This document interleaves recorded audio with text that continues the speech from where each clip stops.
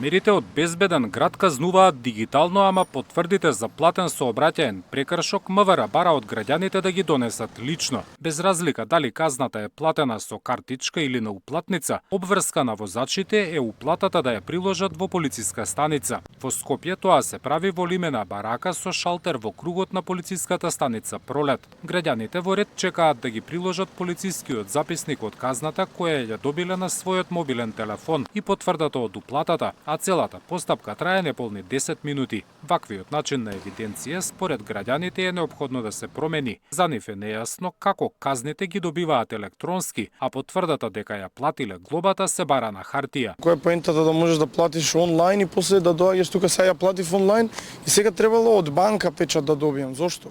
Барем нека ги дадат сите информации за како се плаќа, отколку да трчаат луѓе ко муви безглавен из град и како да си го трошат времето, некој од работа треба да излегуваат. Крос е непотребно. Ако веќе го пуштаат, нека го пуштаат спремно, а не како тест. Од МВР велат, наскоро ќе се променал начинот на кој сега граѓаните потврдуваат дека го платиле сообраќајниот прекршок од системот Безбеден град. Се изработувала апликација преку која казните ќе се плаќаат електронски, а возачите повеќе нема да треба уплатата да ја носат лично во полициските станици. Безбеден град почна да функционира пред 2,5 месеци.